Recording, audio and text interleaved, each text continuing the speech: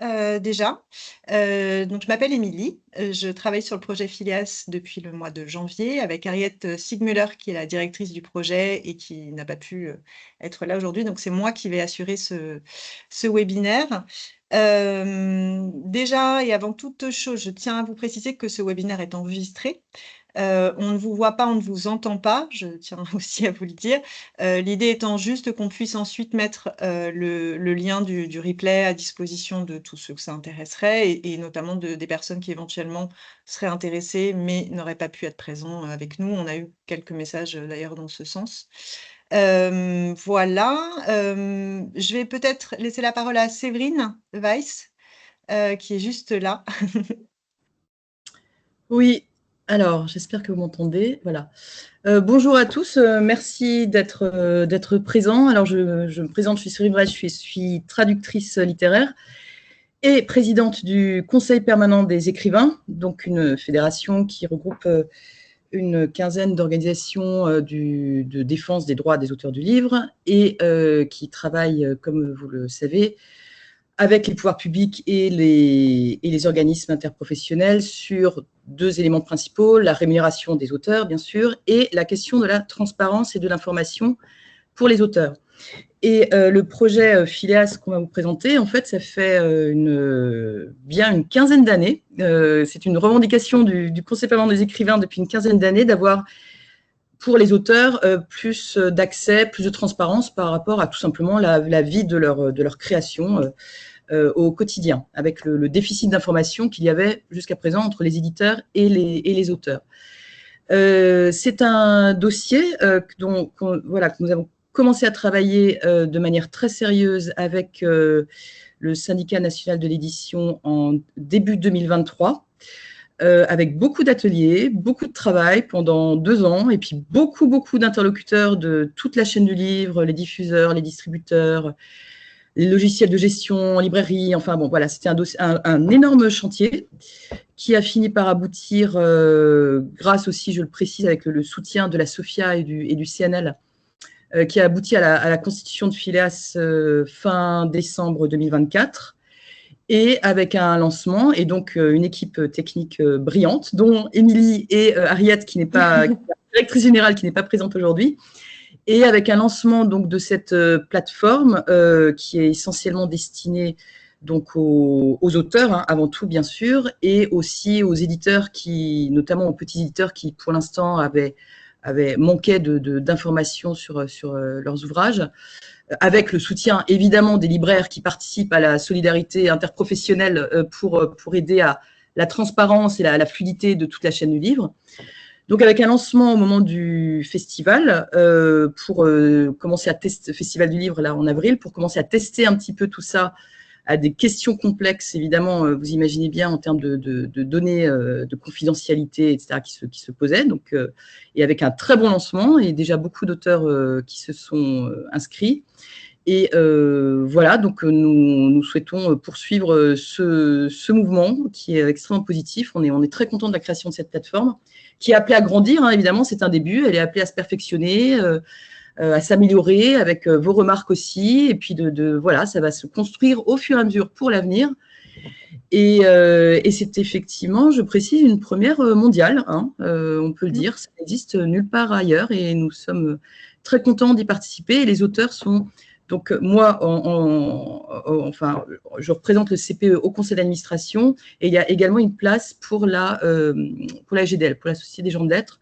Donc, les auteurs sont présents au conseil d'administration, ainsi qu'au comité de mission, effectivement, qui est une commission tripartite dans cette nouvelle structure. Voilà, Émilie, je te... Merci beaucoup Séverine pour cette présentation. Ben oui, alors c'est exactement l'idée du coup de la présentation d'aujourd'hui. Ça va être en 3 temps. Je crois que d'ailleurs je vous l'ai mis dans le petit descriptif. L'idée c'est de vous faire une présentation qui reprend d'ailleurs les éléments que Séverine vient de vous donner sur l'origine de la société, à quoi ça sert et surtout parce que ça va être un sujet évidemment je pense pour vous de savoir d'où viennent ces données et à quoi elles servent et comment on peut les interpréter. Donc ça je le prévois sur à peu près 10 minutes. 10-15 minutes. Ensuite, je vais vous faire une petite démonstration que j'avoue, préenregistrée pour éviter les bugs techniques et aussi pour que ce soit plus fluide pour moi, peut-être pour vous donner des indications au fur et à mesure. Donc, ce ne sera pas une démo live, mais une démonstration du parcours d'inscription et ensuite une petite visite du site tel que vous le verriez ou que vous le voyez déjà, parce que je crois avoir vu passer des mails et des noms qui me disent quelque chose. Donc, je pense qu'il y a un certain nombre d'auteurs aujourd'hui inscrits qui sont parmi nous et qui sont déjà inscrits sur Phileas. Et enfin, on prévoit un quart d'heure, peut-être plus, on verra comment mais globalement, l'idée, c'était de réussir à contenir sur un quart d'heure des réponses aux questions, du coup, que je vous invite à poser dans la zone du chat qui est en haut, la zone conversation. Et donc, dans la conversation, moi, je ne vais pas lire vos questions au fur et à mesure, sinon ça serait trop chronophage et puis on ne s'en sortirait pas en termes d'organisation, comme vous êtes, et encore une fois, et on est très heureux, fort nombreux, hein, j'ai déjà 40 participants. Donc, l'idée, c'est que je reprendrai toutes les questions que vous aurez posées au fur et à mesure dans la conversation et j'y répondrai. J'espère avoir toutes les réponses. Séverine sera là si jamais il y a des questions qui sont peut-être plus axées sur vos besoins spécifiques qui, moi, m'échappent parce que je ne suis pas autrice. Et voilà, j'essaierai d'y répondre au mieux.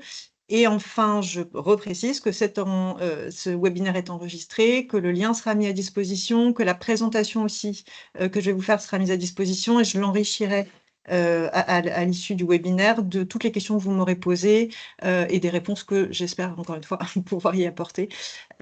Comme ça, vous aurez un compte-rendu un peu complet de ce qu'on se sera dit aujourd'hui.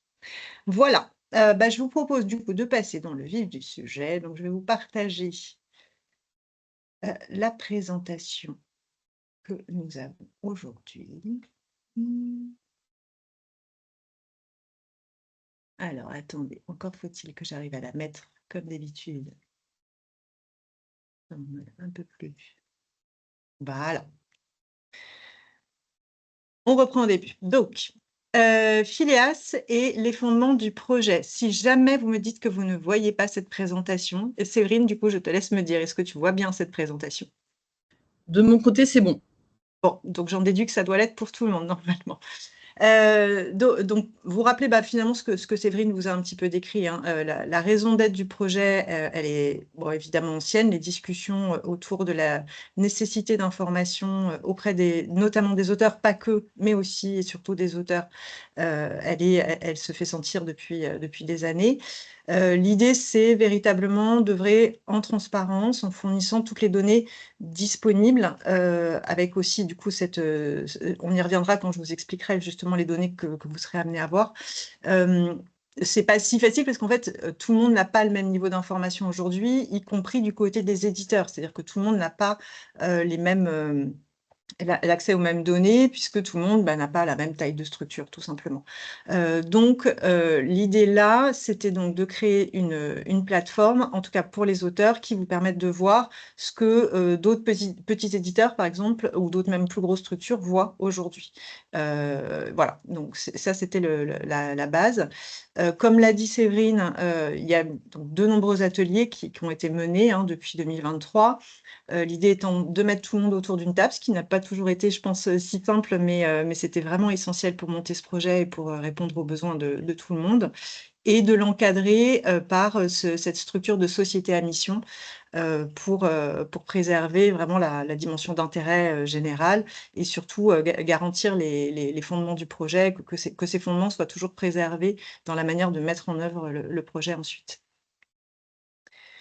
Le service que vous allez donc découvrir, on a conçu un site qu'on voulait surtout le plus simple, le plus ergonomique, éventuellement plus élégant. En tout cas, c'était quand même une ambition. J'espère qu'on y est parvenu. Avoir un site donc, qui soit fonctionnel et lisible par tous, et quel que soit votre niveau de compétences en termes de gestion des chiffres, de compréhension même de la donnée chiffrée, ce qui n'est pas forcément une évidence. On a donc choisi un site. On n'a pas créé d'application, je vous le dis parce que c'est une demande qu'il arrive qu'on ait. On n'a pas créé d'application pour une raison simple, c'est que le site, enfin, tel qu'on l'a développé. Comme c'est un site très récent, maintenant, ce sont des sites qui sont parfaitement responsive. Je ne sais pas si c'est un terme qui est clair pour tout le monde, mais en gros, l'idée, c'est que tout ce que vous affichez même sur votre smartphone, va être parfaitement calibré pour s'afficher correctement, que ça soit lisible, que vous puissiez même d'ailleurs faire votre parcours d'inscription depuis votre smartphone, sans avoir besoin de passer par une app, mais même directement en vous loguant sur le site, voilà. C'était l'idée de ce site. Donc il n'y a pas d'application au moment où on se parle, mais un site, qui fonctionne et qui, nous le pensons et en tout cas ce sont les retours qu'on a pour l'instant, est plutôt, très facile, d'accès. Ce qui nous semble vraiment très important que, vous sachiez, c'est que, d'abord, l'accès est gratuit pour les auteurs. Ça faisait partie des fondements, du projet, alors que je l'ai pas du coup développé dans la slide précédente, mais c'est vraiment important que vous l'ayez bien en tête. Ce n'est que pour les auteurs que c'est le cas, hein, d'autres intervenants, qui pourraient, des petits éditeurs par exemple, ont un accès payant avec un abonnement, un système d'abonnement annuel. Seuls les auteurs ont un accès gratuit et qui se délimite uniquement au périmètre de leur titre et uniquement leur titre. Il n'y a pas possibilité d'aller voir ce qui se passe chez, si vous avez un concurrent éventuel, selon les types de livres qu'on produit, il peut y avoir un intérêt à aller voir ce qui se passe chez les autres. Ce n'est pas le cas. On va donc vous afficher uniquement des données dites d'exploitation et pas de marché. Donc, c'est la différence entre vos livres ou le livre de la concurrence. Donc, vous n'aurez accès qu'à vos livres et aussi uniquement à des données exprimées en volume. Vous n'avez pas de données de chiffre d'affaires. Vous allez le voir, du coup, ça, je vais vous expliquer un petit peu après comment ça se passe. Nous, aujourd'hui, ce qu'on vous propose, si vous vous inscrivez sur le site, c'est d'avoir un indicateur qui est pour l'instant uniquement hebdomadaire et qui a été lancé, donc, comme le disait Séverine, mi-avril à l'occasion du Festival du Livre. Et ce qui est prévu pour la fin d'année et auquel vous aurez accès de la même manière qu'aujourd'hui, c'est un indicateur quotidien, dont je vais vous expliquer un petit peu après en quoi il consiste. L'indicateur hebdomadaire, donc ce à quoi vous avez accès aujourd'hui quand vous vous inscrivez sur la plateforme. Ce sont des données qui sont issues, de ce que produit le panéliste GfK. Peut-être que pour certains, c'est un nom qui vous est connu, d'autres probablement pas. GfK, c'est un panéliste. Donc en fait, ce qu'ils font, pardon, c'est qu'ils réalisent des extrapolations statistiques à partir d'un panel représentatif de librairies, ce qui leur permet de remonter des chiffres qui sont globalement assez fiables, mais qui ne sont pas juste au volume près. C'est-à-dire que c'est pas possible dans de l'extrapolation statistique d'avoir des chiffres fermes. Ce ne sont pas des sorties de caisse et donc de ce fait, ce ne sont pas des chiffres sur lesquels on peut se baser, notamment pour calculer vos droits. Ce ne sont pas, voilà, il n'y a rien dans ce qu'on va vous montrer qui peut se substituer aux redditions de comptes. Dans les faits, d'ailleurs, pour tous les remontées qu'on a déjà eues de la part des auteurs, il est assez pas fréquent, mais en tout cas, la plupart du temps, ce qui se passe, c'est que les données GfK sont un peu en dessous de ce que vous avez, vous, en reddition de compte. Ce qui est plutôt une bonne chose, on préfère que ça se passe dans ce sens-là. L'idée, si vous voulez, ça reste de vous donner des tendances vraiment et des grands volumes pour savoir si votre livre se vend plus sur une semaine de l'ordre de 10 ou 15 ou 50 ou 100. Enfin, c'est plus d'avoir cette indication-là. Et ce qui, quoi qu'il arrive, est, je pense, plus complet que ce que vous aviez jusqu'à présent, puisque là, ce sera de la donnée hebdomadaire et pas juste cette donnée annuelle que vous avez lors des redditions de comptes. Donc oui, ce que je vous disais quand même, c'est que le panel GfK, il reste représentatif au sens où, pour ne pas les nommer, ils ont dans leur panel la Fnac et Amazon, notamment, pas que, parce qu'ils ont aussi pas mal de libraires. Mais voilà, c'est pas l'intégralité des libraires de France et c'est de l'extrapolation statistique, pardon. Et l'idée surtout avec GfK, c'était que nous, on achète cette donnée. pour ne rien vous cacher. On l'achète, raison pour laquelle d'ailleurs on n'est pas remonté au-delà de 2 ans parce que, en toute transparence, je vous le dis, c'était extrêmement cher pour nous. On espère, qu'on pourra faire évoluer ça, mais pour l'instant, on peut vous remonter des statistiques de vente que, depuis janvier 2023. Et l'avantage surtout, c'est que c'est une donnée qui existe déjà et qui est facilement accessible pour peu qu'on la paye, et qui permettait de déployer rapidement le service, pour répondre, aux besoins et aux attentes, de chacun. Émilie, voilà, Oui, j'ajoute dis-moi Séverine. par rapport à ce que tu viens de dire, effectivement, pour tous les auteurs, il faut bien comprendre que on est à JFK pour l'instant depuis 2023. On espère à l'avenir, évidemment, améliorer les choses et pouvoir remonter plus haut. Simplement, si vous allez sur Phileas, en effet, il peut y avoir je dirais pas un petit effet déceptif, mais disons, c'est génial à partir de 2023. Et en fait, un ouvrage paru en 2015, on aura les chiffres de vente depuis 2023, donc ça peut être 40 ventes ou 25 ventes. Il y a un contraste. Oui, effectivement. Ouais. En arrivant sur Phileas, mais parce que voilà, c'est un outil qui se met en place. Donc à l'avenir, évidemment, à partir de 2023, on aura tout. On va tenter, mais c'est un calcul aussi au niveau budget, de récupérer des données antérieures, bien sûr, hein, c'est envisagé, mais vous aurez un effet de seuil, enfin de gap, de différence entre tous vos livres depuis 2023, où c'est assez fabuleux, et effectivement les données antérieures où vous n'aurez que les chiffres depuis 2023, et vous connaissez le cycle de vie des livres, hein, qui est relativement court et de plus en plus court. Oui, donc là, vous avez un écart qui peut paraître là considérable entre les deux, parce que voilà, on est en train de mettre en place l'outil à partir de maintenant, et évidemment, ça ne fera que s'améliorer dans le temps. En tout cas, oui, c'est l'ambition et on y croit. Je n'ai pas de doute. Et donc alors, pour vous dire ensuite, donc là où on en est déjà, un petit point d'étape rapidement. Donc ça, on vous l'a dit, on a lancé le service le 11 avril, ce qui fait en fait assez peu de temps et donc c'est encore une fois, c'est un service qui est en construction, en termes notamment de données bibliographiques. On continue à enrichir la base, on continue à consolider les données. Je vais vous montrer ensuite le parcours d'inscription qui a été un petit peu revu précisément pour aussi nous répondre plus vite aux demandes d'inscription. Aujourd'hui, donc au 10 juillet, je vois d'ailleurs qu'il me manque un petit L au mois de juillet. En tout cas, au 10 juillet, on a donc 3500 demandes d'inscription et 3000 auteurs qui sont d'ores et déjà inscrits et qui bénéficient du service. Les 500, la différence de 500 s'explique par différents facteurs. On a des gens qui ont commencé leur inscription et qui l'ont abandonné en cours de route. C'est le cas le plus fréquent. Et puis, il y a aussi parfois des petits problèmes techniques, mais ça, c'est relativement à la marge. Là, ce qui est vraiment le plus, c'est des personnes qui ont abandonné en fait en cours de route et qu'on est en train là de ressolliciter. Je regarde ma collègue Agathe qui est à côté de moi et qui s'occupe beaucoup de ça.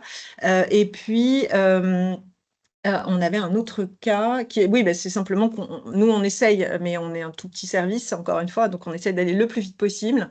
Mais bon, voilà, il nous faut quand même toujours un peu de temps, et notamment pour des raisons de confidentialité, et que je vous ai déjà un petit peu expliqué, que je vais redévelopper ensuite. On prend le temps, parce que c'est un temps nécessaire, je pense, et vous aimeriez probablement pas d'ailleurs qu'on ne le prenne pas pour bien vérifier que nous avons une personne physique, que la personne physique qui se déclare être l'auteur est bien celle qui a écrit le livre, etc., etc. Donc voilà, c'est aussi des vérifications, raison pour laquelle il y a aussi ce petit temps de latence. On essaye encore une fois d'améliorer pour que ça aille plus vite, mais pas trop vite. Voilà. Et pour vous parler de l'indicateur quotidien qui, je pense, va aussi beaucoup vous intéresser. Donc, GFK, dans un premier temps, statistiques pour vous permettre d'accéder rapidement à des données de vente. Et nous, l'idée, c'est, encore une fois, on est en construction et on avance. L'idée, c'est d'avoir des données qui soient de plus en plus pertinentes et de plus en plus utiles à tout le monde d'ailleurs, hein, avant tout aux auteurs évidemment, mais pas seulement. Encore une fois, il y a une demande de la part des petits éditeurs aussi là-dessus. Et comme on sait qu'il peut y avoir des trous dans la raquette chez GFK sur la fiabilité des données, notamment enfin, des statistiques extrapolées sur des petits libraires en région, sur des librairies spécialisées, etc. Nous, on s'était dit, et de toute façon, c'était l'ambition même initiale initial du projet, que l'intérêt, c'était d'aller faire de la collecte auprès des libraires qui souhaitent adhérer à Phileas et donc nous donner leurs données de vente pour pouvoir remonter tous les jours les flux sortis de caisse librairie. Ça sera horizon fin 2025, tout début 2026, je pense, plus probablement. L'idée étant que nous avons au conseil d'administration de Phileas l'observatoire, enfin le syndicat de la librairie française et Datalib, enfin à l'ADELC, pardon, donc Datalib, qui sont en fait l'observatoire de la librairie et Datalib sont les systèmes que ces deux regroupements de libraires ont mis en place pour eux déjà remonter leurs chiffres de vente quotidien sortie de caisse pour permettre aux libraires entre eux d'avoir des éléments de comparaison. Et donc l'idée, c'est que nous, puisque ces gens sont au conseil d'administration et on a déjà un accord de principe, l'idée, c'est d'avoir aussi ces données-là qui seront remontées dans Phileas. Ça va vous permettre d'avoir du coup la vision de vente réelle sur 800 librairies à peu près. Et ensuite de tous les libraires supplémentaires, y compris d'ailleurs les GSS ou toutes les surfaces de vente de livres qui accepteront de contractualiser avec nous. Et Dilicom, que je vous cite ici, je ne sais pas si tout le monde est forcément familier de l'existence de Dilicom, mais en gros, Dilicom, c'est de l'interface technique qui va nous permettre de vous remonter ces données. C'est déjà grâce à Dilicom aujourd'hui qu'on dispose des données bibliographiques qui permettent d'avoir des catalogues de livres fiables pour chaque auteur. Et là, ils vont aussi opérer comme tiers pour nous permettre de récupérer les données de sortie de caisse des libraires.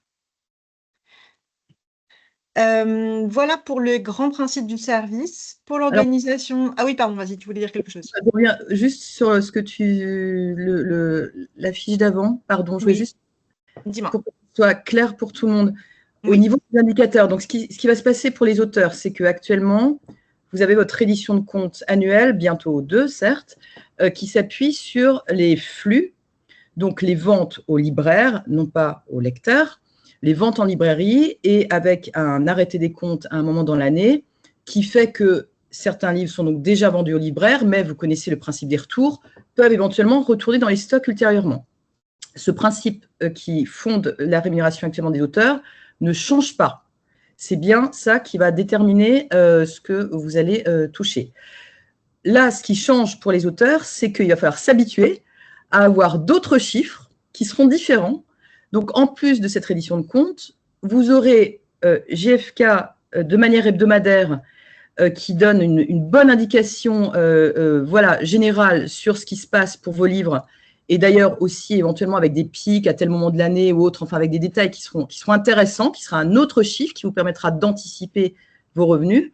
Et ce deuxième volet, qui est évidemment extrêmement intéressant et qu'on a l'intention de développer le plus possible, à savoir les sorties de caisse, donc les ventes réelles aux lecteurs et non pas aux libraires, en indicateur quotidien, qui commence pour l'instant avec effectivement plutôt des librairies, disons, de niveau 1, librairie indépendante, c'est ça en fait. Globalement, ça sera un panel sortie de caisse, donc vraiment les ventes aux lecteurs, et non pas aux libraires, aux lecteurs, sur un panel pour l'instant qui est plutôt dans librairie indépendante, qui est évidemment appelé à se développer, c'est ce qu'on souhaite, et là où vous avez réellement quotidiennement les ventes aux lecteurs. Donc ça vous fera, et qui à nouveau ne changera pas votre rémunération, donc ça fera, en effet, il va falloir s'habituer pour les auteurs, c'est pas évident, parce qu'on manquait tellement de données que d'un coup on va en avoir beaucoup, mais là ça vous fera 3 données différentes et complémentaires. Voilà, c'était... Oui, tout à fait. C'est vrai qu'en fait, du coup, il faut avoir en tête que les 3 ne disent pas la même chose. Elles vous donnent dans tous les cas une indication, d'abord beaucoup plus fréquente s'agissant des données Phileas que vos redditions de compte. En revanche, quoi qu'il arrive, quelles que soient les données, on n'arrivera jamais, nous, chez Phileas, on pourra toujours tendre à l'exhaustivité, mais on n'y arrivera jamais, en tout cas pas de telle manière qu'on puisse se substituer d'une manière ou d'une autre aux données qui sont celles de vos éditeurs. C'est de toute façon pas possible.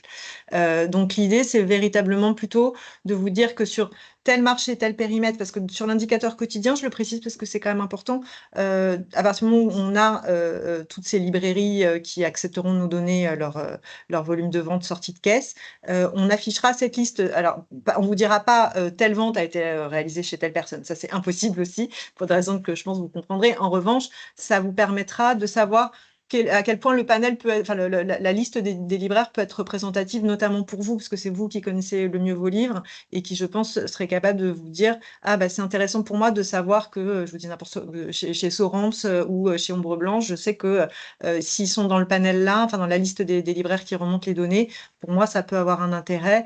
Voilà, donc voilà, encore une fois, c'est exactement ce que dit Séverine. En fait, vous allez avoir 3 indicateurs qui vous disent pas la même chose et qui ne font surtout pas les mêmes conséquences, puisque, encore une fois, ça n'a pas du tout vocation à modifier votre rémunération. Je termine juste très rapidement sur l'organisation. Voilà, on vous a déjà dit à peu près tout ce qu'il y avait à dire, hein, je pense là-dessus.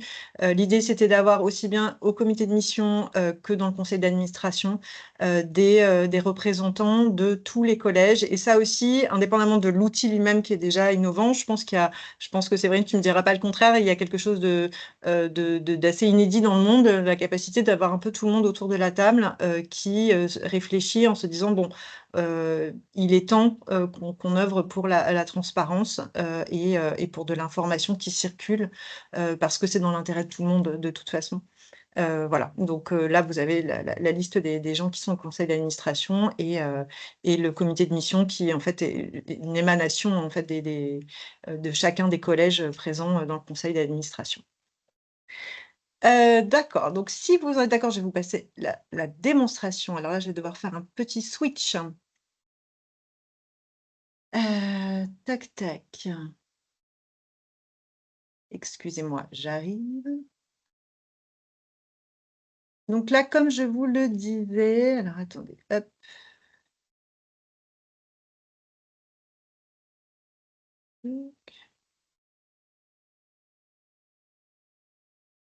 Hop. Excusez-moi pour ce petit temps technique nécessaire. Donc, je vous repartage mon écran cette fois pour la démo. Attention. Alors, je profite de ton travail Ouais. technique pour préciser qu'il y a eu un énorme travail sur la question de sécurité, confidentialité. Voilà, un énorme travail technique pour garantir évidemment les canaux de confidentialité et que voilà, c'était un énorme travail mené de manière sérieuse, qui explique aussi éventuellement le délai d'attente, bien sûr, pour les vérifications. Voilà. Donc, alors, je vous montre ce parcours d'inscription. Alors, j'ai en plus la joie de vous annoncer que ce parcours, enfin le parcours que je vous montre là, en fait, moi, je l'ai fait sur la partie pré-production chez nous parce qu'en fait, il est en ligne à partir d'aujourd'hui, demain, a priori. Donc, c'est une nouvelle version. En fait, c'est la version pour ceux qui sont déjà inscrits, en tout cas, une version que vous connaissez déjà, mais qui a été améliorée pour fluidifier, pour sécuriser encore plus et garantir encore plus la confidentialité, mais aussi pour nous fluidifier et améliorer ensuite la vitesse à laquelle on peut répondre aux demandes d'inscription. Donc, quand vous arrivez sur le site de Phileas, vous allez avoir... Oh, attendez, je suis passée un petit peu vite là, attendez, je reviens en arrière, on recommence. Donc, vous arrivez sur le site de Phileas et vous allez avoir la possibilité de vous connecter. Soit vous avez déjà un email et un mot de passe, soit vous le créez. Quand vous le créez, là, on est sur un système qui est assez simple et que je pense vous connaissez sur d'autres sites, hein. Ça va vous renseigner votre adresse et vous choisissez un mot de passe qui va de toute façon être validé par la petite fenêtre juste en dessous qui vous dit si vous avez bien mis tout ce qu'il faut comme caractère avec tous les critères qu'on renseigne. On vous demande d'accepter les conditions d'utilisation du site. Vous n'êtes pas obligé de recevoir notre newsletter, mais on vous invite à le faire. Là, vous allez recevoir à ce moment-là un code sur l'adresse mail que vous avez renseignée. Ça aussi, c'est une procédure assez standard. C'est juste pour vérifier qu'on n'est pas face à un robot. Donc là, vous allez recevoir un code à 6 chiffres. Normalement, c'est instantané. Il a pu arriver qu'on ait des soucis, surtout au début, mais maintenant, c'est plutôt très fluide. Vous arrivez ensuite sur cette fenêtre. On va vous demander votre identité civile. Je vais vous expliquer pourquoi ensuite. J'ai fait évidemment la simulation avec mon nom. Vous pouvez ajouter des prénoms, votre nom d'usage si vous avez un autre nom que le vôtre. Et surtout, alors là, je m'arrête juste une seconde parce que c'est important. Là, on a fait, ça c'est nouveau, on a précisé le champ qui nous permet de savoir si vous écrivez et publiez sous sous le nom que vous venez de nous déclarer, donc votre identité civile, ou, puisque vous avez la possibilité de choisir les deux, sous un nom de plume ou pseudo. Voilà, donc ça, je vais vous montrer comment ça fonctionne.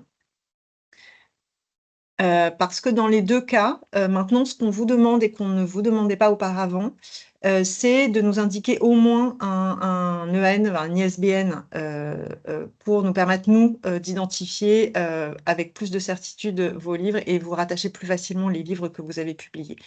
Sachant que donc le NISBN, pareil, je fais juste une pause là-dessus pour que ça soit bien clair pour tout le monde. Je pense que ça l'est, mais au cas où, parce que autant qu'on soit complet en termes d'information, ça c'est le code du coup à 13 chiffres qui se trouve derrière votre livre, qui correspond en fait, l'ISBN, c'est le numéro d'identifiant du livre au dépôt légal de la Bibliothèque nationale.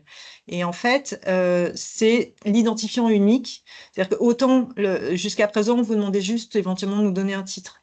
Et on se rend compte que sur les titres, c'est trop compliqué parce qu'en fait, il y a parfois certains titres qui peuvent être, correspondre à une dizaine de livres différents. L'avantage de cette EN-ISBN, et on se doute que vous devez avoir au moins chez vous quand même, je pense, un exemplaire de vos livres. L'idée, c'est là de garantir un identifiant unique pour un livre et savoir véritablement de quel livre on parle sans possibilité de confusion.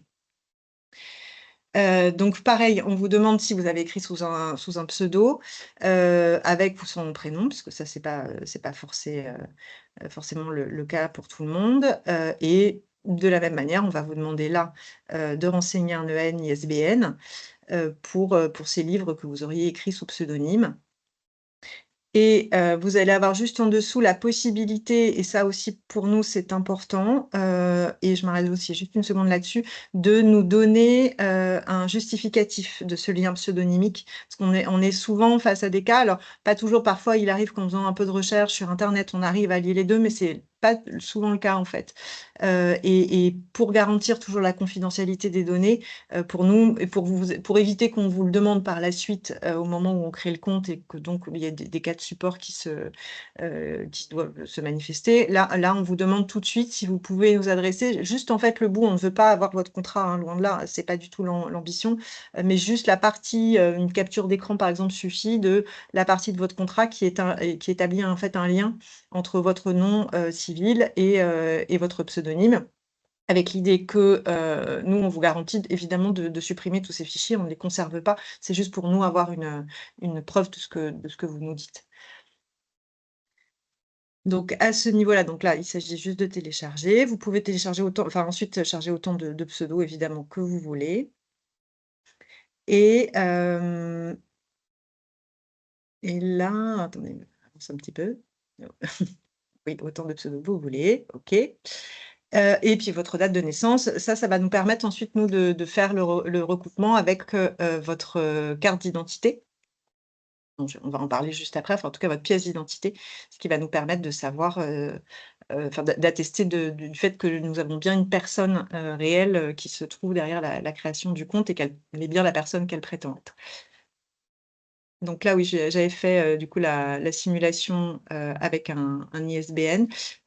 Pour votre information, si jamais vous vous trompez sur le code, il va quand même partir, tant que vous lui mettez 13 chiffres. Si jamais vous mettez un EN avec moins de 13 chiffres, vous allez avoir un petit message du site qui vous dit que votre EN n'est pas complet.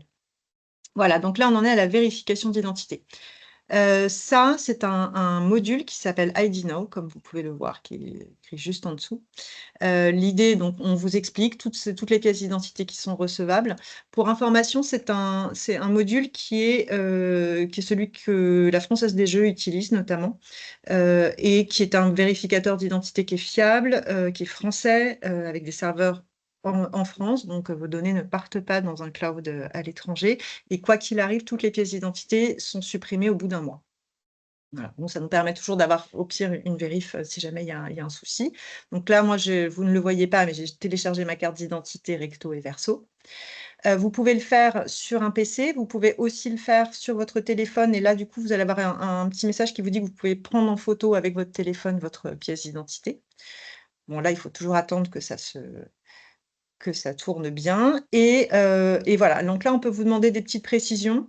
Votre ISNI, alors le numéro ISNI, vous avez un petit pop-up qui va vous expliquer ce que c'est.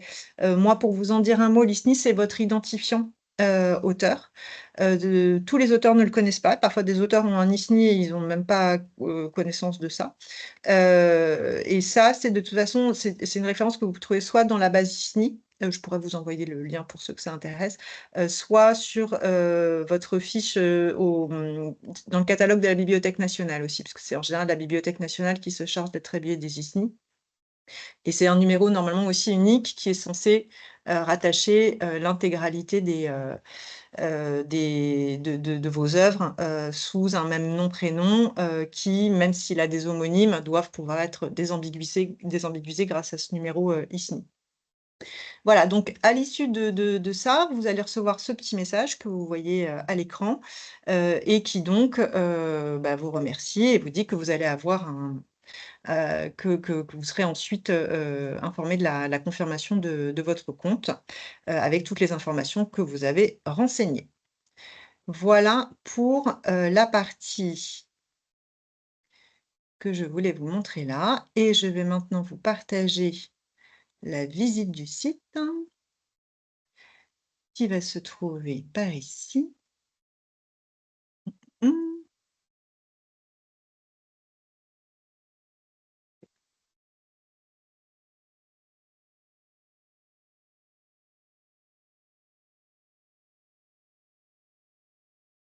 Hop. Excusez-moi pour ce petit intermède. Hop.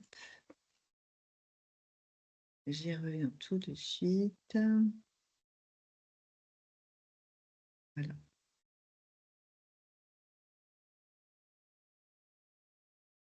Hop. Donc la visite du site, soit là, ce que vous voyez en tant qu'auteur et si vous étiez Jules Verne. J'espère que tout le monde voit bien Jules Verne s'afficher. Je tiens à préciser d'emblée, même si Jules Verne, je pense, ne nous en voudrait pas, mais peut-être ses éditeurs, oui, que tous les chiffres que vous voyez là sont faux, hein. C'est un compte qu'on a créé de manière fictive, plus pour montrer l'interface du coup aux gens. Donc là, excusez-moi. Alors.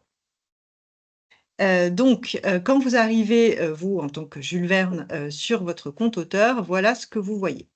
Donc, une page d'accueil avec la possibilité de mettre en favori, si vous avez beaucoup de livres, par exemple, un certain nombre de titres.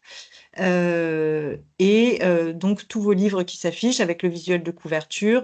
En général, les métadonnées primaires du livre avec le titre et l'éditeur chez qui vous l'avez publié. Vous avez là l'indication des ventes et dans l'onglet « Tous mes livres » juste après, là, vous avez la possibilité de filtrer un peu plus, comme vous voyez là, marque éditoriale, année de parution. Ça vous permet, si vous avez encore une fois beaucoup de livres chez beaucoup d'éditeurs différents, de scinder. On aura bientôt aussi le filtre des collections, je pense plutôt à la rentrée maintenant. Vous avez la possibilité, si vous voyez là par exemple, j'ai 964 notices pour Jules Verne, vous allez avoir la possibilité de déclarer un titre manquant, si vous constatez qu'il vous manque des livres, pardon. Donc c'est à cet endroit-là que vous le faites. Là, je n'ai pas cliqué sur le menu déroulant pour la démonstration, mais sachez que ça marche aussi si jamais vous trouvez un livre qui n'est pas à vous. C'est arrivé malheureusement, pour toutes les raisons que je vous expliquais sur le parcours d'inscription, où on a essayé encore une fois de faire les choses bien. Mais voilà, ça peut arriver. Là, vous avez la fiche d'un livre. Donc là, en l'occurrence, oui. Je précise juste que par rapport au titre, si ce n'est pas clair comme ça fonctionne par ISBN, ça veut dire qu'un titre, c'est l'édition. Donc ça peut être, vous aurez une fiche pour le grand format, une fiche pour le poche, etc. C'est pas par titre, c'est en fonction de l'ISBN. Donc à chaque fois qu'il y a un autre ISBN, vous avez une nouvelle fiche avec des nouveaux chiffres. Tout à fait. Ouais. Oui, oui, effectivement, c'est vraiment c'est un livre physique, quel que soit son format, égale un ISBN. Donc là, pour vous montrer la fiche d'un livre, pour voir comment ça se passe, vous allez avoir, les informations détaillées, si vous cliquez dessus, qui vous permettent, simplement de savoir comment est référencé votre livre. Donc vous avez ce fameux numéro ISBN, tous les auteurs et contributeurs, qui ont contribué au livre, la catégorie, donc ça, c'est la classification, qui a été attribuée à votre livre par votre éditeur. Et là, puisque pour l'instant, nous n'avons que les ventes hebdomadaires, je ne peux vous montrer que ça. Mais là, vous avez donc la période concernée par les chiffres de vente que vous voyez s'afficher juste en dessous. L'objet de comparaison qui peut, lui, se décliner, hein, si vous souhaitez le faire sur une période d'1 mois par rapport au mois précédent, vous pouvez le faire à cet endroit. Là, on vous fait du coup un petit rappel qui est celui que je vous faisais et que Séverine vous a fait également, savoir que ces chiffres sont des données statistiques qui ne peuvent pas se substituer à vos redditions de comptes.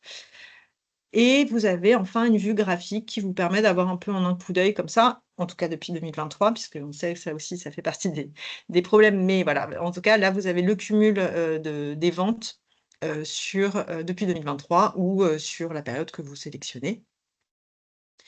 Donc ça, c'est la version, hebdomadaire. Donc ça, c'est plus pour vous permettre de voir la vie du livre, sur, les 6 derniers mois, par exemple, semaine par semaine. Bon, évidemment, tout ça est complètement faux, hein. Je vous le disais, ce ne sont pas des vraies données que vous avez derrière. Mais voilà, ça peut vous permettre, sur un livre qui démarre, par exemple, ou si vous venez de faire paraître un livre, ça vous permet de voir un petit peu comment le livre se comporte sur la période de lancement, disons sur les 3 premiers mois.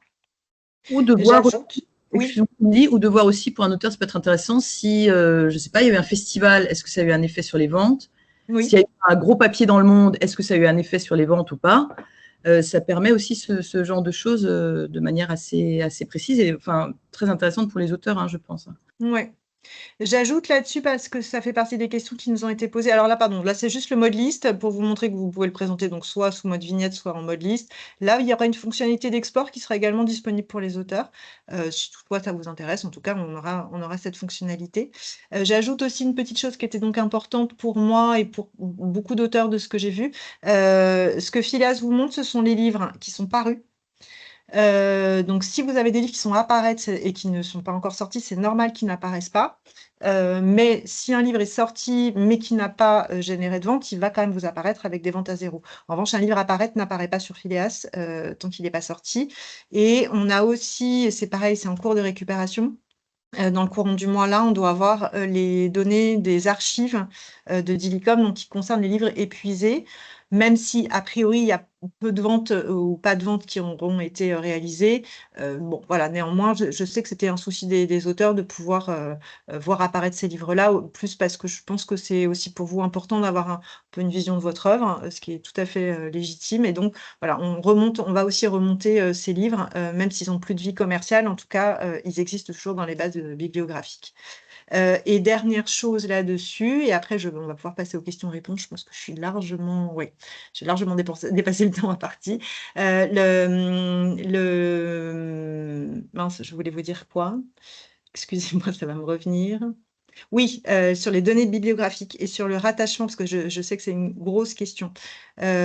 Aujourd'hui, pour plein d'auteurs qui sont inscrits sur la plateforme, il est arrivé qu'on ait du mal à vous rattacher l'intégralité de vos livres. On doit toujours, hein, c'est en cours, normalement, début de semaine prochaine, ça devrait être fait, mais je ne peux pas vous faire des promesses que je ne peux pas tenir, d'autant qu'il y a le 14 juillet. Mais normalement, courant de semaine prochaine, disons, on va enfin avoir accès à des données qui nous permettent de consolider, et notamment sur les contributeurs autres que les auteurs sur les livres, et principalement sur les traducteurs, sur les illustrateurs. On avait parfois des données qui n'étaient pas assez bien qualifiées. Là, normalement, les bases de données qu'on est en train d'ingérer vont nous permettre enfin de faire ces rattachements qui sont très attendus. Je sais j'ai pas mal de gens que j'ai mis en attente depuis un petit moment. Voilà, enfin, normalement, ça devrait être fait incessamment. Voilà. Ouais, et je précise d'ailleurs que l'outil Phileas, indépendamment de ses autres qualités, sera un bel outil d'amélioration de la base auteur, qui est, enfin, des bases auteurs, qui est un vrai souci pour toute la filière depuis des années. Et là, c'est vrai que ça va permettre, je pense, d'améliorer considérablement la gestion des informations et de ces bases auteurs, et notamment pour voilà, traducteurs, illustrateurs et autres, etc., où c'était un souci, une épine dans le pied de la filière depuis très, très longtemps. Oui. Ça, c'est un outil, enfin, disons, un atout, un avantage annexe de Phileas parmi d'autres. Tout à fait. Voilà, alors attendez, je reprends ma présentation, mais je pense que j'étais arrivée au bout. Donc l'idée, ça va plutôt être maintenant de vous proposer, hop, de voir si vous aviez des questions. Alors, je vais aller reprendre tout et en même temps, je vais vous afficher juste la dernière page de ma présentation, comme ça vous aurez les informations que vous aurez largement le temps de noter. Hop. Et que je vais donc vous afficher diaporama si toutefois ça veut bien.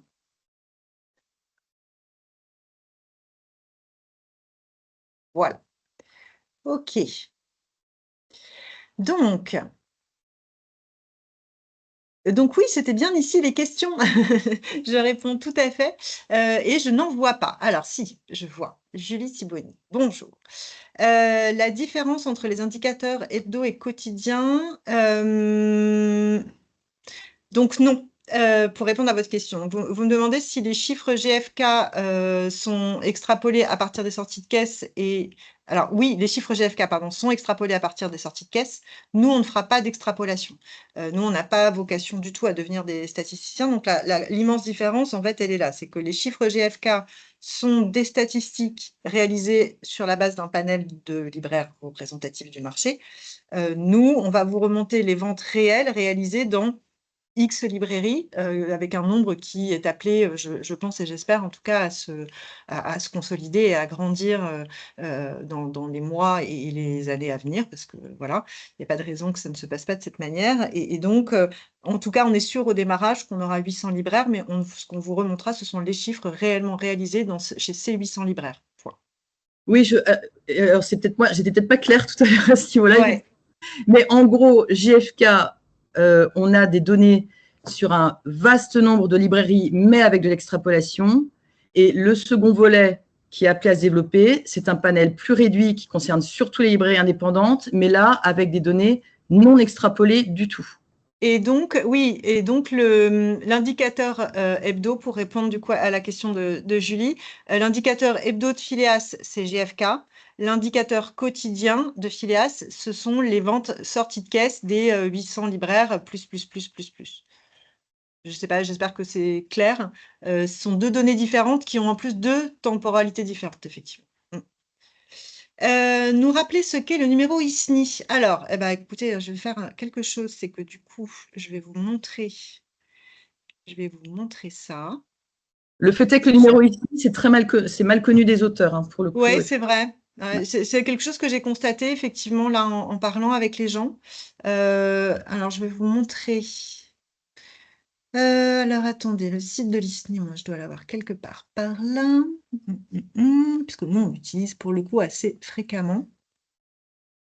Et je vais vous montrer aussi le catalogue BNF, parce que tant qu'à faire, je pense que ça Le plus simple, enfin, moi, de mon expérience personnelle, pour un auteur, alors il y a le catalogue, j'ignorais même son existence. Moi, j'ai découvert l'ISNI par le site BNF et ma présence sur le site de la BNF avec ce numéro ISNI. Je dis ça, c'est vraiment le plus. Oui, d'accord.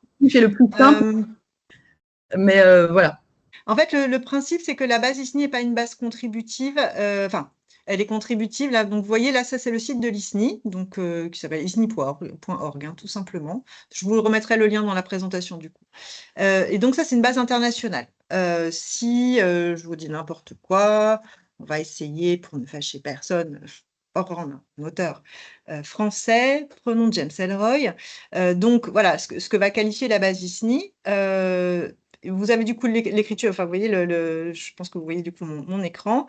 Vous avez toutes les déclinaisons d'Ellroy telles qu'il a pu être répertorié, y compris dans des alphabets qui ne sont pas le sien, et avec un certain nombre du coup de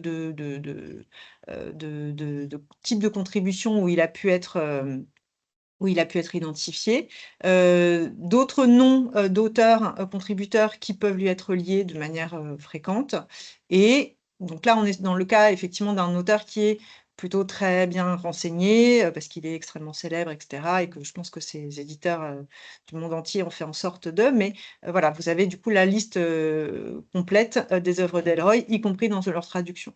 Alors après, il peut y avoir un côté peut-être parfois un peu fourre-tout, c'est pas évident, mais ce qui est important pour nous, alors quittons James Ellroy, qui n'est pas forcément un bon exemple, mais ce qui, même pour vous, si toutefois vous avez un numéro ISNI et qu'il a bien été renseigné, c'est ça.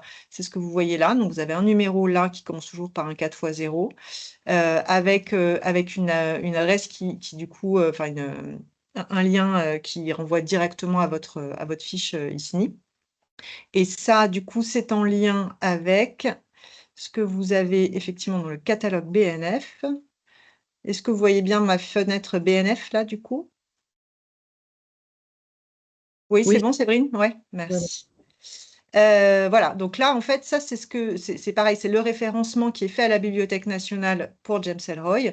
Là, en l'occurrence, il est assez probable que l'identifiant de l'autorité de James Ellroy pour la France et pour la Bibliothèque nationale ait été créé par eux, et que donc ce qui alimente la base ISNI pour la partie française de James Ellroy, pour dire ça vite, ça vienne de la Bibliothèque nationale.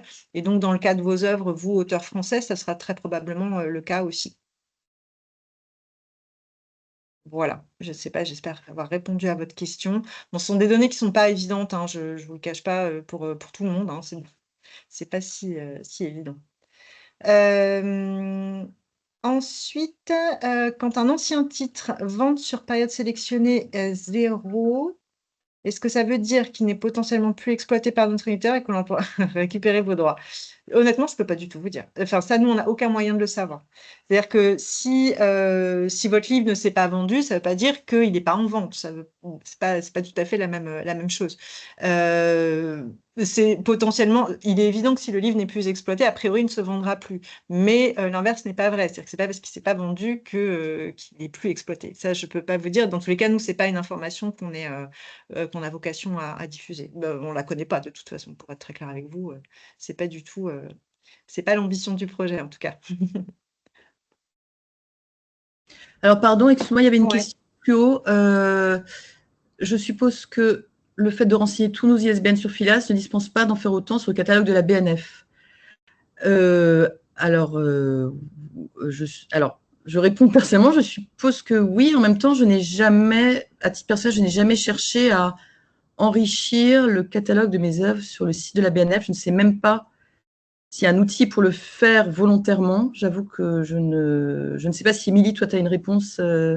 Attends, moi, du coup, j'ai pas vu la question passer, du coup. C'est juste au-dessus de Marc-Antoine avec la question sur les ventes période Ah oui, sélectionnée. pardon. Oui, non, bien sûr. Enfin, nous, de toute façon, les ISBN que vous nous donnez, nous permettent juste de retrouver les livres qui ont déjà été référencés et qui existent déjà sous ce numéro-là. Ce que fait le catalogue BNF, c'est précisément de recenser. Enfin, en fait, le moment où on attribue un ISBN au livre, c'est l'éditeur qui le fait. Il le fait avec un radical qui est systématiquement le même, alors qui évolue dans le temps, parce que sur les très gros éditeurs qui ont beaucoup de publications, ils sont obligés d'en changer au bout d'un moment, mais un radical qui lui est propre. Et donc, ce numéro-là, en fait, c'est le numéro que l'éditeur déclare quand il envoie pour dépôt légal à la Bibliothèque nationale le livre, enfin votre livre en l'occurrence. Et donc, nous, derrière, et ensuite, pardon, cette information qui provient de l'éditeur, elle va ensuite être reprise chez le distributeur et chez Dilicom, ou dans toutes les bases de données du livre, hein, et ensuite, cette information, nous, elle nous est remontée par les bases de données du livre. Mais dans tous les cas, nous, on vous demande de nous donner votre ISBN parce que ça nous permet, nous, d'identifier justement le livre de manière certaine. C'est-à-dire que si vous avez écrit un livre qui s'appelle, je dis n'importe quoi, L'amour fou, pour désambiguiser et savoir de quel amour fou on parle compte tenu de tous les amours fous et pour être sûr que voilà, que c'est bien votre livre, pour nous, le plus sûr, c'est d'avoir ce numéro ISBN qui, lui, est unique. Je ne sais pas si c'est clair, du coup. Et voilà, Émilie. Alors moi, mais j'aimerais bien que tu répondes à la question, effectivement, sur la catégorie sur Phileas de livres disponibles et indisponibles. Est-ce que tu peux rappeler à partir de quels critères il est indiqué que le livre, quels sont les critères pour toi, parce que ça peut avoir des enjeux pour un auteur, quels sont les critères pour montrer voilà, pour mettre sur Phileas que le livre est disponible ou indisponible, sur quoi tu t'appuies exactement? Nous, on n'a pas l'information de disponibilité ou d'indisponibilité. Nous, ce qu'on reçoit, c'est l'information. Alors, soit effectivement, on va recevoir des archives, mais nous, on n'a pas possibilité de faire la différence entre ce qui est de l'archive et ce qui est du flux normal, disons. Donc, en fait, nous, on va juste avoir un ISBN et derrière, on remonte des ventes si on en reçoit de la part de GFK ou fin d'année de la part des libraires. Mais on ne sait pas si un livre est épuisé ou pas. Ça, c'est une information qu'on n'a pas. Ce qu'on sait juste, c'est quand le livre n'est pas paru. Et donc, quand le livre n'est pas paru, ça, on sait qu'on ne peut pas vous le montrer parce que simplement, il n'a pas encore d'existence. Et ça, on le fait d'autant moins que je crois qu'on devait même recevoir la date de parution en amont. Et on a choisi de surtout pas utiliser ça parce que ça arrive qu'il y ait des décalages, que les dates de parution dans les programmes des éditeurs changent pour X ou Y raison. Donc voilà, donc la seule indication qu'on a, c'est un livre n'est pas encore paru ou un livre est paru. Après, est-ce qu'il est disponible ou indisponible c'est une information qu'on stocke pas, nous, en fait. Alors, je rebondis sur Julie qui voilà, a remarqué effectivement que sur Phileas, dans les infos détaillées, il y a la disponibilité. C'est pour ça, effectivement, et ça pour nous, c'est un enjeu qui peut être important. Sur la disponibilité, ah oui, Et du coup, c'est ce que je lui dis.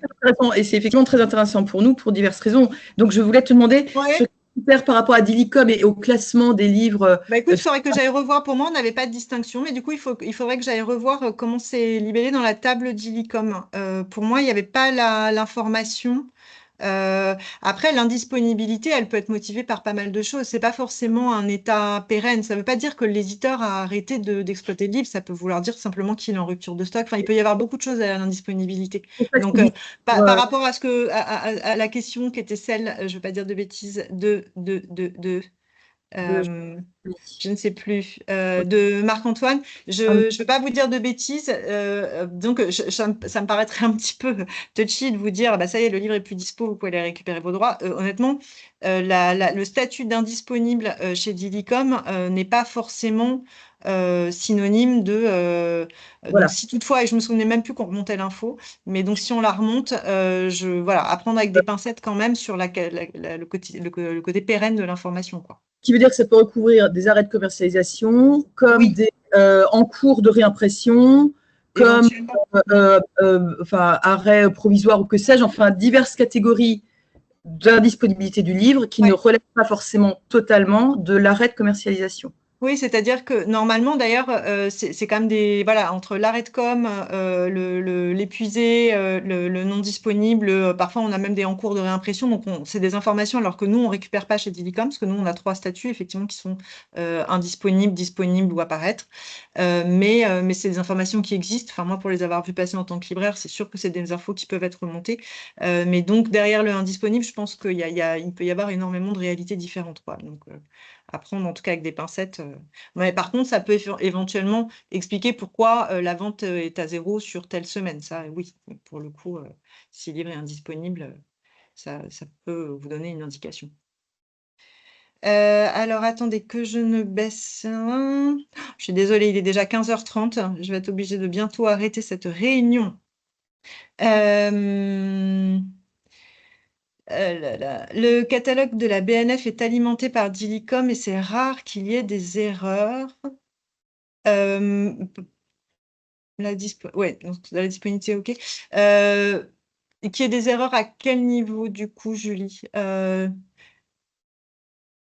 Quand vous dites que en fait, que le catalogue de la BNF est alimenté par Dilicom et c'est rare qu'il y ait des erreurs, vous voulez dire chez Dilicom, du coup? Nous, nous, on dit pas du tout que le catalogue d'ailleurs de Dilicom est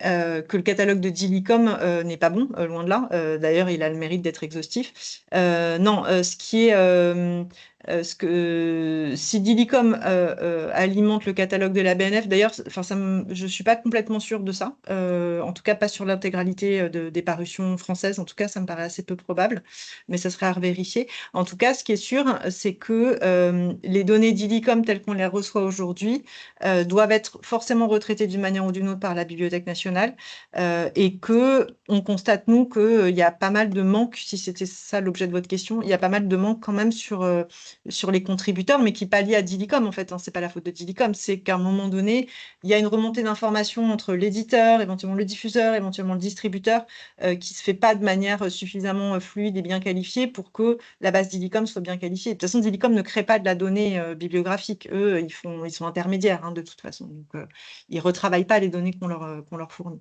Émilie, excuse-moi, on peut peut-être passer Oui. à deux questions Oui. sur la différence de chiffres avec, regarde, avec la librairie de quartier. Donc, je te laisse. Si ma librairie de quartier me dit avoir vendu 4 livres telle semaine, que je ne vois que 3 ventes sur Phileas, d'où vient cette différence de l'extrapolation GFK? Oui, oui, très probablement. Oui, oui, parce que de toute façon, enfin, ce que je vous dis, l'idée de GFK, c'est de vous donner des tendances et des grandes, des ordres de grandeur, quoi. Après, parfois, c'est extrêmement précis. C'est-à-dire que si, ça dépend aussi de la typologie des livres que vous vendez. Si, je dis n'importe quoi, si vous avez un ouvrage très grand public qui va très bien se vendre en GSS sur Internet, par exemple, il est probable que la statistique GFK sera juste, voire très juste. Si vous êtes plutôt sur des marchés de niche ou avec des livres qui s'adressent à des publics particuliers qui vont pas forcément aller sur ces grands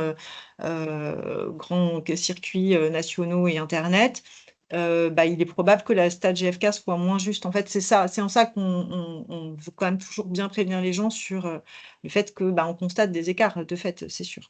Et d'où l'intérêt d'ailleurs du deuxième volet sortie de caisse avec le niveau librairie indépendante qui, Oui, par rapport à certains types de livres, sera plus intéressant tout à que, fait. que les éléments JFK, parce qu'il sera plus juste par rapport aux ventes pour certains types d'ouvrages aussi, tel qu'il sera mis en place. Et alors, je réponds juste, si tu me permets, Émilie, la Oui, question sur Oratoire, parce qu'on en avait parlé longuement pendant les ateliers oui. sur Phileas. Aura-t-on accès au panel des libraires, leur nom, région pour les chiffres quotidiens? Eh bien, non, parce qu'il y a des questions de confidentialité. Donc, de toute façon, on n'aura pas les noms des libraires. Enfin, voilà, c'était une demande des libraires et c'est tout à fait normal. Concernant les régions, en tout cas les grandes zones géographiques, c'était une demande de la part des auteurs qui a été entendue. Ensuite, il y a des questions de granularité. On ne peut pas, selon la taille des régions, enfin, voilà, selon les zones géographiques, on ne peut pas, ou s'il y a un seul gros libraire, par exemple, dans une région, on ne peut pas. Il y a des questions de confidentialité qui se posent, mais le fait de pouvoir améliorer Phileas avec ensuite des données de type géographique et respectant la confidentialité des libraires, c'est un chantier qui est prévu pour la suite et dont on a parlé longuement pendant les ateliers. Voilà. C'est tout à fait ça. Et je vais terminer parce que je suis désolée, il va falloir qu'on arrête cette présentation qui est déjà très longue. Même si du coup, ça me fait plaisir. Hein, ça prouve bien que vous êtes tous très intéressés par ce service-là. Et parce que je pense qu'il y a, encore une fois, je pense qu'il y a des gens qui sont déjà inscrits sur la plateforme. Et là, je vois par exemple une question sur des titres manquants qui ont été déclarés il y a un petit moment déjà. Donc là, je vous conseille d'attendre. Ce qui va se passer, c'est que nous, toutes les personnes qu'on a dû mettre en attente parce qu'on savait que les titres n'étaient pas bien remontés et à qui il manquait parfois beaucoup, beaucoup de livres, dès que nous, on a la possibilité, je vous dis normalement, c'est courant de semaine prochaine, je touche du bois, de remonter les données qui nous permettent de remonter davantage de livres et de mieux qualifier titre par titre le nombre de contributeurs véritablement à rattacher. Nous, on enverra un mail à tous les gens qui nous ont fait des cas de support pour les prévenir et pour que du coup, vous alliez voir si les titres apparaissent enfin tous bien. Et puis, si à la suite de ça, il manque encore des choses, là, il sera toujours temps, effectivement, de nous refaire un petit cas de support. Et là, on repassera et on fera des rattachements manuels, ce qui sera le plus efficace pour consolider ça. Mais normalement, je vous dis, on devrait quand même avoir des solutions automatiques assez vite. Voilà. Voilà, du coup, je suis désolée, je suis vraiment obligée d'arrêter cette présentation. Je suis très heureuse déjà d'avoir vu que vous étiez tous très nombreux ici. Je vais mettre le lien du replay à disposition. Je vous mettrai donc la présentation à disposition en reprenant toutes les questions, y compris celles auxquelles j'ai peut-être pas eu le temps de répondre là. J'essaierai de vous faire une petite réponse dans la présentation. Et puis, n'hésitez pas à aller vous inscrire. Je vous remets si vous l'avez toujours peut-être sous les yeux d'ailleurs, tous nos contacts. Vous n'hésitez pas, allez vous inscrire et surtout, si jamais vous avez des questions, on est là. J'ai Agathe qui est à côté de moi. Voilà, s'il y a du support, vous n'hésitez pas aussi. Et puis, voilà. L'info sur vos réseaux sociaux, auprès de vos amis, auprès de tout le monde, à titre personnel, si ça vous plaît, si vous êtes content et si vous avez envie que les gens s'inscrivent, faites-le aussi. C'est comme ça que ça marchera. Et plus on sera nombreux, et mieux ça sera pour cet outil, pour son amélioration et pour les auteurs de manière générale. Donc vraiment, je vous incite à le relayer aussi en tant qu'auteur à titre personnel auprès de vos contacts. Voilà. Bon, ouais, super. Je vois plein de commentaires très gentils. Et moi aussi, je vous remercie et j'espère à très bientôt à tous. Et d'ici là, par mail si besoin. Il n'y a aucun problème. Merci à tous. Très bel été. Et merci Séverine pour ta participation. Je mets fin à la réunion et je vous remercie. Merci. Merci beaucoup. Au revoir.